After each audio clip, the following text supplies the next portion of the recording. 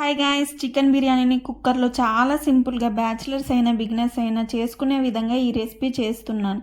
Video skip చేయకుండా end వరకు చూసేయండి. అలాగే మన వీడియోని సబ్స్క్రైబ్ చేయండి.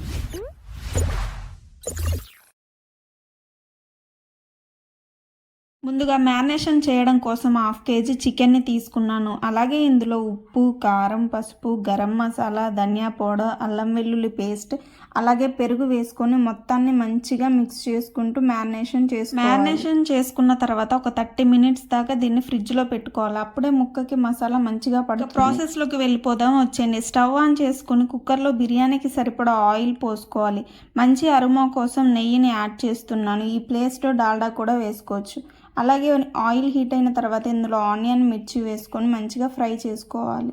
ఆనియన్, మిర్చి మంచిగా ఫ్రై అయిన తర్వాత నేను ఈ ప్లేట్లో చూపిస్తున్న ఇంగ్రీడియంట్స్ మొత్తం వేసుకొని మంచిగా ఫ్రై చేసుకోవాలి. ఇంగ్రీడియంట్స్ మొత్తం మంచిగా ఫ్రై అయిన తర్వాత ఇందులో పసుపుని కూడా యాడ్ చేసుకొని మొత్తాన్ని ఒకసారి మంచిగా మిక్స్ చేసుకోవాలి. మనం ముందుగా మ్యారినేట్ చేసుకున్న చికెన్ని వేసుకొని మొత్తాన్ని ఒకసారి మంచిగా చికెన్లో ముందుగానే అన్ని మసాలాలు కలుపుకున్నాం కాబట్టి అడుగంటడానికి ఎక్కువ ఛాన్సెస్ ఉంటాయి. కాబట్టి మంచిగా అడుగంటకుండా చికెన్లో వాటర్ మొత్తం పోయి ఆయిల్ పైకి తేలేంత వరకు మిక్స్ చేసుకొని కొద్దిసేపు మూత పెట్టుకోవాలి.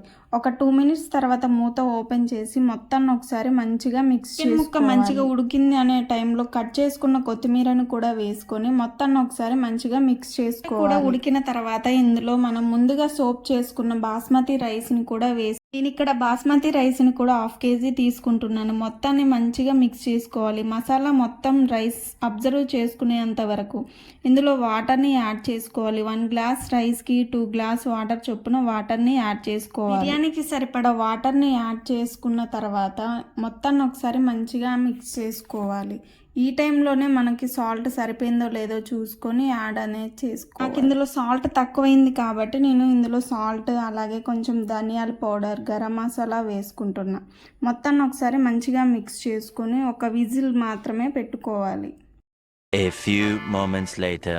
ఒక విజిల్ తర్వాత మూత ఓపెన్ చేస్తే అదిరిపోయే చికెన్ బిర్యానీ రెడీ అయిపోయింది. అసలు చూస్తుంటేనే ఎంత టెంప్టింగ్గా ఉందో కదా. టేస్ట్ మాత్రం అసలు అల్టిమేట్. ఈ వీడియోస్ దయ వల్ల మంచి మంచి రెసిపీస్ చేసుకొని తింటున్నాను. నిజంగా ఈ ప్రాసెస్ ఇన్ని రోజులు నాకెందుకు తెలియదా అని అనిపిస్తుంది. బిర్యానీ చాలా పెద్ద ప్రాసెస్. ఇంకా కుక్కర్లో ఇలా ట్రై చేయండి. 30 minutesలోనే బిర్యానీ తినొచ్చు మీరు కూడా.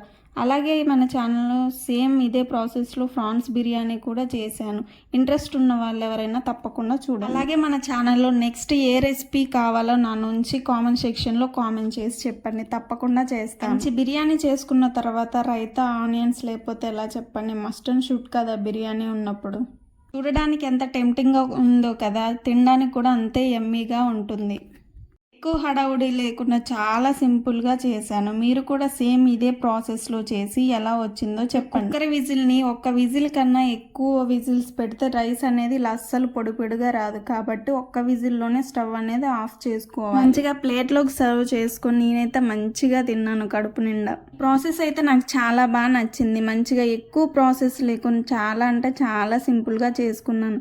అలాగే మన ఛానల్ని ఖచ్చితంగా సబ్స్క్రైబ్ చేసుకోండి. ఇలాంటి మంచి మంచి వీడియోస్ అనేది పోస్ట్ చేస్తూ ఉంటాను. అలాగే పక్కన ఉన్న బెల్ ఐకాన్ని క్లిక్ చేయగానే నేను ఈ వీడియో పోస్ట్ చేయగానే మీకు నోటిఫికేషన్ అనేది వస్తుంది. వెంటనే వీడియో చూడొచ్చు. Thank you for watching.